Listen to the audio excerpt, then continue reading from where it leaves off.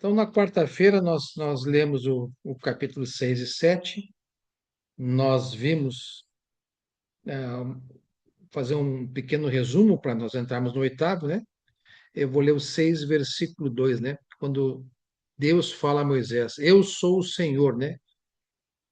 Apareci a Abraão, a Isaque e a Jacó como Deus Todo-Poderoso, ou ou seja, o El Shaddai, o Deus Todo-Poderoso. Mas pelo meu nome, o Senhor, o Yahvé, ele não tinha se apresentado, não me revelei a eles, né? Então Deus tinha até agora se revelado como o Deus Todo-Poderoso, o El Shaddai. Agora ele está se revelando ao povo de Israel, a Moisés, como o Eu Sou, o Senhor, o Yahvé. Depois ele fala que depois estabeleci com eles, né, com Abraão, Isaque e Jacó, a minha aliança para dar-lhes a terra de Canaã, terra onde viveram como estrangeiros. Eles estavam lá, a gente se lembra que tanto Jacó estava lá em Canaã, mas pela fome foi para o Egito, passaram-se os anos, Jacó morreu, trouxeram para enterrar lá no Monte Capela, lá na caverna de Macpela, e o povo de Israel permaneceu lá no Egito. Passaram-se 400 anos de escravidão, conforme profetizado por Deus a Abraão, e agora ouvi, Deus fala, né? E agora ouvi o lamento dos israelitas, a quem os egípcios mantêm escravos, e lembrei-me da minha aliança. Então agora Deus vai trazer o povo dele para Canaã, mas para trazer um povo escravo, ele vai iniciar uma batalha contra o faraó e os deuses egípcios. Vai provar que ele é o Deus verdadeiro e esses deuses com D minúsculo não são deuses, né? Então, essa conversa a gente viu, mostramos a genealogia de Moisés e Arão. Moisés vai falar, né? Deus vai dar a autoridade dele, Deus, para Moisés. Moisés vai falar para Arão. Arão vai ser o profeta que vai falar aquilo que Deus vai falar para Moisés e Moisés para Arão. Então, na genealogia, nós vimos que Deus escolheu dois irmãos da tribo de Levi, escolhas de Deus, né? Nós vimos tudo isso ontem e nós vimos a primeira praga, né? Primeira praga. Ou seja, Deus vai executar o seu juízo contra o faraó, os egípcios e os deuses dos egípcios. Nós vimos a primeira praga ontem, onde foi transformado o rio Nilo, que é considerado um deus para os egípcios, ele atingiu o rio Nilo, transformando em sangue. Hoje nós vamos ler a partir do capítulo 8. Então, nós lemos o 6 e 7 ontem, hoje vamos ler o capítulo 8. Então, no capítulo 8, versículo 1, o Senhor falou a Moisés. Nós vimos que na primeira praga, Moisés endureceu o coração e não libertou o povo dele. Então, o Senhor falou a Moisés: Vá ao Faraó e diga-lhe assim, diz o Senhor. Ou seja, como na primeira praga, ele pediu para Moisés avisar o Faraó. Na segunda praga, ele também vai avisar o Faraó. Qual é o aviso? Deixe o meu povo ir para que me preste culto. Se você não quiser deixá-lo ir, mandarei sobre todo o seu território uma praga de rãs. O Nilo ficará infestado de rãs. Elas subirão e entrarão em seu palácio, em seu quarto, até em sua cama. Estarão também nas casas dos seus conselheiros e do seu povo, dentro dos seus fornos e nas amassadeiras. As rãs subirão em você e em seus conselheiros, e em seu povo. Um breve comentário desses versículos que eu acabei de ler aqui. Então, aqui narra o aviso e o início da segunda praga enviada por Deus ao Egito, a praga das rãs. Este trecho é fundamental para entender a demonstração de poder de Deus sobre os deuses egípcios e a obstinação do faraó. Então, é uma ameaça direta à divindade egípcia, né? As rãs eram associadas à deusa egípcia Equete, que tinha cabeça de rã e simbolizava a fertilidade, o parto, a renovação da vida e o renascimento. Ao transformar rãs em uma praga destrutiva, Deus estava humilhando a divindade egípcia, mostrando que ela era inútil e estava sob o seu controle, ou seja, o controle de Deus. As rãs invadiram o Egito em proporções bíblicas, né, entrando em locais íntimos e essenciais, como camas, casas, fornos, tornando a vida cotidiana insuportável dos egípcios, né? É um ato de soberania de Deus. Diferente da primeira praga, o sangue, a praga das rãs demonstra que Deus tem poder não apenas sobre o rio, como na primeira, mas também sobre a terra, afetando a intimidade e a rotina do faraó e do seu povo. A resistência do faraó, apesar de ser um sinal claro do dedo de Deus, a obstinação do faraó em não libertar o povo israelita, conforme narrado nos versículos que nós vamos ler aqui a seguir, reflete o endurecimento do seu coração. Em resumo, esses versículos que eu acabei de ler mostra Deus desonrando, né? Deus desonrando a falsa adoração egípcia, né? A esse Deus Equete, e forçando o faraó a reconhecer a autoridade divina através de uma praga que corrompeu a pureza e o conforto dos egípcios. Então, voltando aqui à leitura, no versículo 5, depois o Senhor disse a Moisés: Diga a Arão que estenda a mão com a vara sobre os rios, sobre os canais e sobre os açudes, e faça subir deles rãs sobre a terra do Egito. Assim Arão estendeu a mão sobre as águas do Egito, e as rãs subiram e cobriram a terra do Egito. Mas os magos fizeram a mesma coisa por meio das suas ciências ocultas, ou seja, fizeram subir rãs sobre a terra do Egito.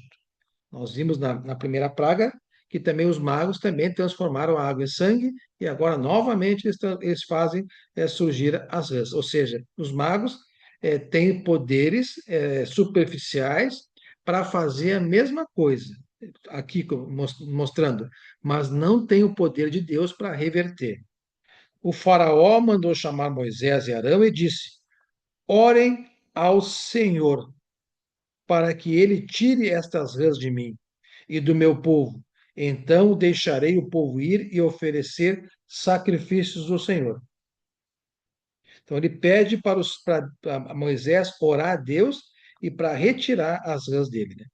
Moisés disse ao faraó: Tua é a honra de dizer-me quando devo orar por ti, por teus conselheiros e por teu povo, para que tu e tuas casas fiquem livres das rãs e sobrem apenas as que estão no rio. Aí o faraó disse: Amanhã, disse o faraó. Moisés respondeu: Será como tu dizes, para que saibas que não há ninguém como o Senhor, né? Quando a gente lê Senhor aqui, a gente pode traduzir por o eu sou, por o Yahvé, o Senhor, né? O nosso Deus. As rãs deixarão a ti as tuas casas, a teus conselheiros e a teu povo. Então as rãs sairão. Sobrarão apenas as que estão no rio. Depois que Moisés e Arão saíram da presença do faraó, Moisés clamou ao Senhor por causa das rãs que enviara sobre o Egito. Então Moisés vai interceder pelo faraó, né? E o Senhor atendeu o pedido de Moisés. Morreram as rãs que estavam nas casas, nos pátios e nos campos. Foram ajuntadas em montões e por isso a terra cheirou mal. Mas quando o faraó percebeu que houve alívio, então o faraó percebeu, ele pediu para orar, orou, Deus aliviou, o faraó voltou a seguir seu coração, né? Obstinou-se em seu coração e não deu mais ouvido a Moisés e Arão, conforme o Senhor tinha dito. Então eu vou ler tinha um pequeno comentário aqui dessa passagem, mas eu não apontei aqui. O que fica aqui nesse versículo aqui 15, ó. Mas quando o faraó percebeu que houve alívio, obstinou-se em seu coração e não deu mais ouvido a Moisés e Arão, conforme o Senhor tinha dito. Eu, Giovanni, e vocês podem também refletir, parecido ou não, nas congregações de vocês, o falso arrependimento, né? Quando ele diz que vai libertar, que vai fazer, aí quando tem um alívio, ele volta atrás e mantém o coração endurecido. Não sei se acontece nas congregações, todas, mas nada é comum a uma congregação, acontece, como a Bíblia mesmo fala. Vocês conhecem aqueles irmãos que se afastam e voltam sofrendo? Aí parece que tem um alívio de Deus, eles voltam a endurecer e se afastam de novo. Aí depois, lá fora, mais necessidades, eles voltam necessitados, né? E parece que dá um alívio de Deus, eles voltam a endurecer o coração e se afastam de novo. Isso é o faraó, não demonstra um arrependimento sincero. E quando realmente tu te arrepende e tu retorna, tu fala, tu cumpre, né? É um arrependimento, né? O amor. Então, essa passagem me ensinou isso, né? Então, esta foi a segunda praga. Deus deu um aviso, executou, Faraó pediu para Moisés orar a Deus para tirar a praga, que ia prometer soltar. Deus, ou Moisés orou, Deus aliviou e Moisés endureceu o coração e voltou tudo como estava. Versículo 16, nós vamos entrar agora na terceira praga. Nós vimos que nas duas pragas, Deus manda Moisés avisar o faraó. Nós comentamos ontem que a Bíblia, nós temos vários avisos de Deus. E Deus, nós vamos aprender aqui, que ele também castiga o seu povo quando não obedece. Então nós temos aviso. Quando temos aviso, temos que entender os avisos e obedecer. Agora, na terceira praga, não terá aviso. Foi o que eu disse ontem. Primeira, segunda praga com aviso, terceira não. Quarta e quinta com aviso, sexta não. É um padrão. Então o Senhor disse a Moisés, depois da segunda praga, a terceira praga, versículo 16. Então o Senhor disse a Moisés, já que lá endureceu o coração, né? Diga a Arão que estenda a sua vara e fira o pó da terra. Então ele vai castigar sem avisar o Egito do faraó. E o pó se transformará em piolhos por toda a terra do Egito. Assim fizeram, e quando Arão estendeu a mão e com a vara feriu o pó da terra, surgiram piolhos nos homens e nos animais. Todo o pó de toda a terra do Egito transformaram-se em piolhos. Mas quando os magos tentaram fazer surgir piolhos, na primeira praga eles conseguiram transformar água em sangue, mas não reverter, conseguiram fazer surgir rãs, mas não reverter. Agora eles tentaram transformar piolhos por meio de suas ciências, não conseguiram. E os piolhos infestavam os homens e os animais. Os magos disseram a Faraó: Isso é dedo de Deus. Mas o coração do Faraó permaneceu endurecido e ele não quis ouvi-los, conforme o Senhor tinha dito. Então, o comentário do 16 ao 19 narra a terceira praga do Egito, onde piolhos surgiram do pó da terra após Arão feri-lo com seu cajado.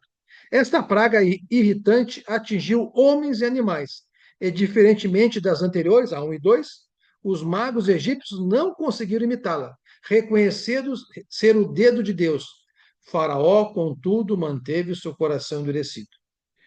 Sem aviso prévio. Essa praga, a terceira, foi enviada sem um aviso prévio, que acompanhou as duas primeiras, indicando que a paciência de Deus estava se esgotando. Avisou uma, avisou duas, castigando sem aviso.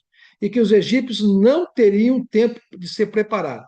Isso se repetirá, ou seja, após a quarta, quinta, com aviso, virá a sexta sem aviso. Após a sétima, oitava, com aviso, virá a nona sem aviso, e depois virá a 10ª praga, que muitos estudiosos vão considerar o juízo final para Faraó. Porque ali, depois do juízo final, não tem mais volta. Vai matar o primogênito do Faraó, de todos os egípcios, né? Então, é o juízo final, o castigo final para o Faraó. Transportando para os dias de hoje, nós temos vários avisos na Bíblia, recomendações de como se portar, para nós e para toda a humanidade cristã e não cristã. E o último aviso final de Deus vai ser o juízo final, onde não terá mais volta. Hoje nós temos aviso, castigos, tempo de nos corrigirmos, como o faraó teve. Mas na 10ª praga não vai ter mais e nós não teremos mais no juízo final. Então, o poder de Deus versus a magia dos magos, né? Os magos egípcios, que representavam a sabedoria e a magia ligadas aos deuses egípcios, deuses com letra D minúscula, né? O Tote, né? O deus, falharam. Eles admitiram que a praga era obra de uma força superior. Disseram o dedo de Deus, uma expressão do poder divino. Então, até os magos reconheceram que eles não tinham poder e Deus era poderoso, né? a poeira do Egito, ao transformar o pó da terra em piolhos, Deus demonstrou controle sobre a própria estrutura da terra egípcia. Faraó obstinado, mesmo com o reconhecimento de seus próprios magos, o coração do faraó permaneceu endurecido, mostrando sua teimosia e recusa em obedecer a Deus. Olha aí, ó. Teimosia e recusa em obedecer a Deus. Às vezes nós somos teimosos, né? E as pessoas custamos a aceitar a verdade, né? E recusamos obedecer a Deus. Temos que ser humildes, não soberbos, e buscarmos sempre sermos dependentes do Senhor, obedientes ao Senhor. E nós vemos lá fora que as pessoas que não aceitam o Evangelho é um coração ainda endurecido que não reconhece a supremacia de Deus. Então, essa passagem que nós lemos, ela sublinha a soberania de Deus sobre as falsas divindades egípcias, a futilidade da feitiçaria que existe ainda nos dias de hoje, né? Diante do poder divino e o início da admissão de derrota pelos egípcios, ou seja, os próprios magos já disseram, olha, não temos condições de lutar contra esse Deus, né? Esse Deus verdadeiro, o Yahvé. Então, voltando aqui, nós vamos para a quarta praga, no versículo 20. Então, a terceira sem aviso, vamos para a quarta praga com aviso. Depois o Mas Senhor então, disse a Moisés: Giovanni, mas o que é que Oi, fizeram com o piolho? O que é que Deus fez com o piolho, tá, com os piolhos? deixa eu te responder então para aqui. Vamos ver. Aqui Deus não fala nada o que foi feito sobre o destino dos piolhos. Não fala. Então, não, tudo indica que cada praga Deus revertia. Então, não fala. Nós vamos dar Então tá. sequência aqui, então, na quarta praga.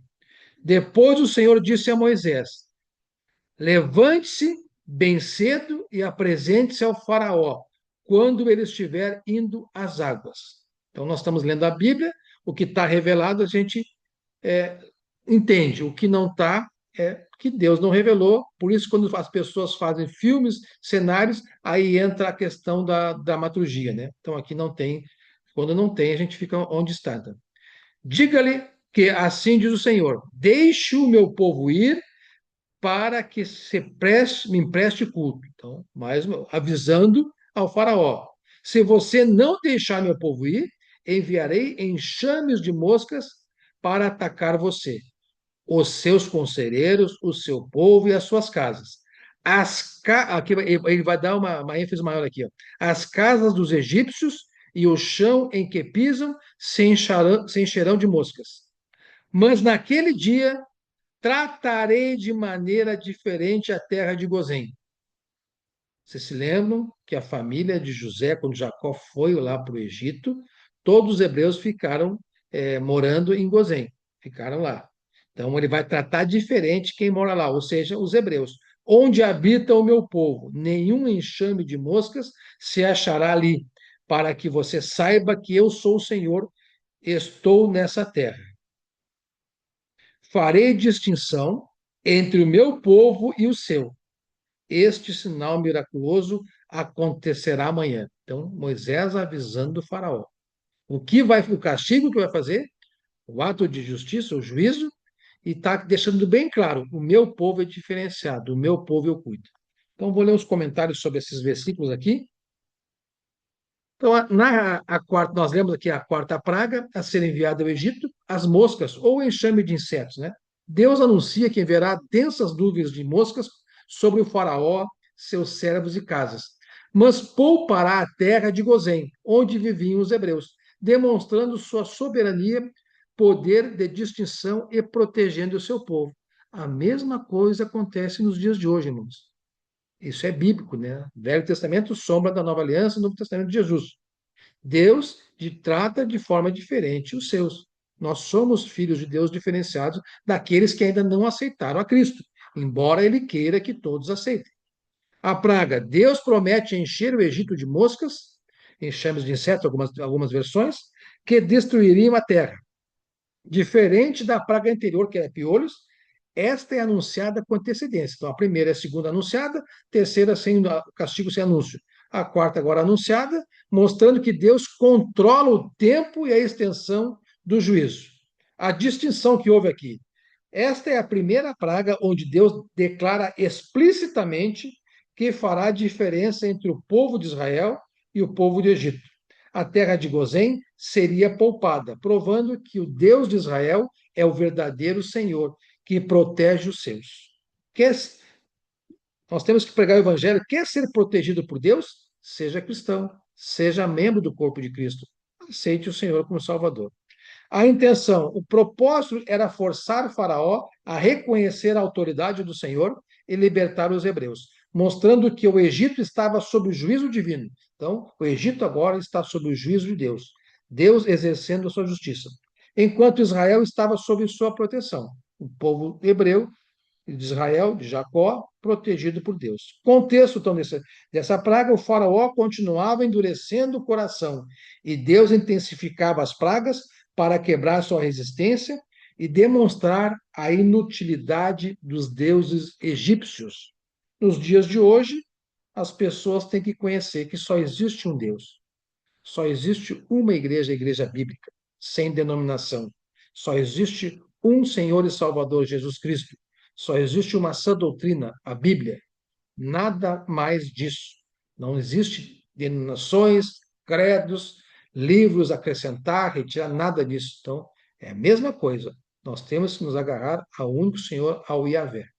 Então, em resumo, o que nós vemos aqui, destaca a proteção divina sobre o povo de Deus e a distinção, a diferenciação, né, feita entre aqueles que servem ao Senhor e aqueles que não servem. Então, há diferença de tratamento do Senhor para aqueles que servem e aqueles que não servem.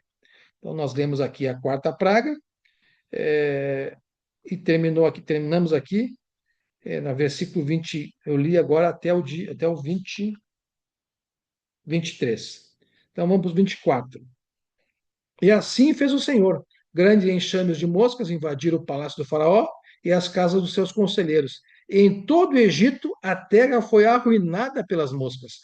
Então o faraó mandou chamar Moisés e Arão e disse, mais uma vez o faraó dá as caras que demonstram certo arrependimento, né? Olha, vão oferecer sacrifícios ao seu Deus, mas não saiam do país, ó, não saiam do Egito. Deus pediu para Moisés retirar o povo e oferecer adoração ao Senhor, sacrifício no deserto, sair do Egito. O faraó disse, não, podem oferecer sacrifícios, mas dentro do Egito. Aí Moisés responde, isto não seria sensato? Respondeu Moisés.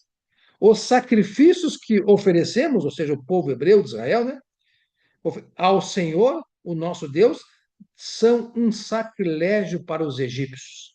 Se oferecemos sacrifícios que lhe pareçam sacrilégio, isso não os levará a nos apedrejar? Conversa de Moisés com o faraó. Faremos 3 dias de viagem no deserto e ofereceremos sacrifícios ao Senhor, o nosso Deus, como ele nos ordena.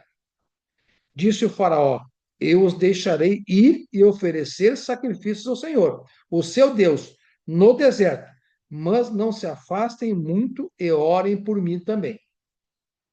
Moisés respondeu, assim que sair da tua presença, orarei ao Senhor, como fez da outra vez, né?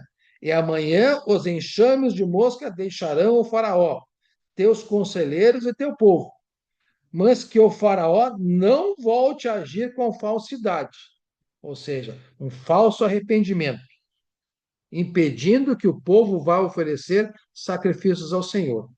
Desculpe eu tocar muito nesse assunto, mas tudo é ensinamento, irmãos. Depois nos comentários vocês me corrijam, nós estamos falando para irmãos aqui, por isso que até isso eu ouvi de um comentário do irmão Álvaro Pestana, quando ele botou lá um estudo de Nínive, Conselho de Nicéia, a tese, nesse conselho, quando os irmãos se afastavam, esses afastados, eles tinham que se dirigir a Deus, pedindo perdão pelo arrependimento, e também dirigir a igreja, dizendo que estavam arrependidos do afastamento do Senhor e da igreja, demonstrando um arrependimento, e os irmãos deveriam, a liderança, conversar com esses irmãos que se afastavam e juntos entender a causa do afastamento e corrigir. Se é falta de estudo, se é falta de crescimento, se é falta de entendimento da palavra, se não é uma conversão genuína, porque senão fica esse arrependimento falso, raso, né? Vai, volta, como o faraó. Então, eu trago esse ensinamento aqui, né? Então, Moisés está alertando, e devemos também, nesse estudo com amor, alertar: olha, tu está indo e voltando, não está na hora de dar um basta? Então Moisés saiu da presença do faraó e orou ao Senhor, e o Senhor atendeu o seu pedido. As moscas deixaram o faraó, seus conselheiros e seu povo. Não restou uma só mosca. Mas, de novo, né? Mas também dessa vez o faraó obstinou-se em seu coração e não deixou o povo que saísse. Até eu estou aqui, por aqui com o faraó, né? Três vezes, né? A quarta praga, né? Mais uma vez o faraó endurece o coração e não cumpre com a sua palavra, né? Na Bíblia, no Novo Testamento, seu sim, seu não seja não. Então, comentários desse restante desse capítulo 8 que eu vou ler hoje, na quinta-feira. Então, nós acabamos de ler aqui, relata a negociação entre o faraó e Moisés, durante a praga das moscas, a quarta praga. Faraó pressionado, então até aqui a quarta, eu vou ler as duas juntas aqui. Faraó pressionado tenta limitar a adoração de Israel para manter o controle, propondo que sacrifício dentro do Egito. Moisés se recusa, não, pois a adoração deve ser total e fora do sistema idolátrico dos egípcios. Deus pediu adoração no deserto. Moisés, então, é no deserto e Moisés vai cumprir. Não, faraó, é no deserto. Assim somos nós. Se queremos ser cristão, temos que cumprir os mandamentos de Deus no Novo Testamento. Não é parcial, não é como eu quero, não é como diz o irmão em La Torre, não pode ser um irmão com um pé na igreja e um pé fora, é o esquenta-banco que ele fala, né? Então eu tenho que realmente assumir, sim, sim, não, não. Então, Moisés não, faraó não. Nós vamos cumprir exatamente o que Deus quer, é no deserto, é no deserto. Então, a proposta de Faraó cede parcialmente, dizendo: vão, ofereçam sacrifícios ao seu Deus, mas nesta terra. Isto representa uma tentativa de manter os hebreus sob o seu controle e autoridade, aceitando a Deus, mas dentro dos limites do Egito. Mais um ensinamento que eu tiro aqui: quando nós nos convertemos a Cristo, nós temos que realmente largar as coisas do mundo. Não dá para ficar jogando com os dois deuses, né? Deus do mundo e Deus da Bíblia, né? O Jesus e Deus. A recusa de Moisés explica que sacrificar no Egito seria uma abominação. Até explica para o faraó, pois os animais sacrificados pelo povo israelita, né, povo hebreu, Israel, eram considerados sagrados pelos egípcios, né? A adoração a falsos deuses, o que geraria conflito. Ele insiste na liberdade total para ir ao deserto adorar como ordenado por Deus, porque o sacrifício ovelhas, bois, mais lá, era para os egípcios eram considerados como deuses, né? A sinceridade da adoração, a nossa, uma lição para nós, né? A passagem destaca que Deus não aceita adoração parcial ou adaptada ao estilo da vida do egípcio. Mesma coisa hoje. Deus não aceita adoração nossa parcial ou adaptada ao estilo mundano ainda que nós éramos do mundo aí. Não, ele quer uma adoração cristã. A renúncia de Faraó. Embora Faraó peça a remoção da praga, após Moisés interceder e a praga cessar, ele endurece seu coração novamente e não liberta o povo, demonstrando que o arrependimento dele era superficial e baseado apenas na dor. Isso acontece nos dias de hoje. Talvez nos comentários depois vocês possam confirmar ou não se já viram casos assim, né? Quando as pessoas se abandonam, há sofrimentos, voltam, glória a Deus, se permanecem, glória a Deus, corrige direitinho, glória a Deus. Mas às vezes dá um alívio, dá um arrependimento superficial, volta a cair de novo. Resumo: o texto mostra o conflito entre a verdadeira adoração a Deus, que Deus quer no deserto, e as limitações impostas pelo mundo, no caso o Egito, né? Deus exige a liberdade e a adoração exclusiva, enquanto o inimigo tenta oferecer meios termos para manter a escravidão espiritual. Isso aí fora a gente consegue esses meio termos, né? Não vou fazer isso, as negociações. Com Deus não há negociação. É sim, sim, não, não. Mandamento é mandamento, se obedece. Não há negociação com Deus. Deus, se o Senhor me der isso, eu faço isso. Eu vou no culto domingo se eu conseguir tal coisa. Não há negociação com Deus. Não há negociação. Então, o propósito foi esse. Eu troquei aqui a folha para esconder. Então, irmãos, aqui nós encerramos, né, o capítulo 8 que eu vou ler hoje. Nós vamos parar por aqui. Então, nós já vimos aqui, então, quatro pragas. Quatro pragas. Primeira, segunda, terceira, serviço é a quarta. Nós estamos vendo aqui Deus se fazendo conhecer, Deus mostrando para os egípcios, para o faraó, que os deuses dele, com D minúsculo, não são deuses, é só ele que é o Deus Yahvé. E são lições que nós vamos aprender. Só vamos aprender coisas boas daqui para frente com os exemplos bons e maus dos irmãos, né, dos israelitas na velha aliança. Tá bom? Eu vou encerrar aqui a gravação e nós vamos para os comentários.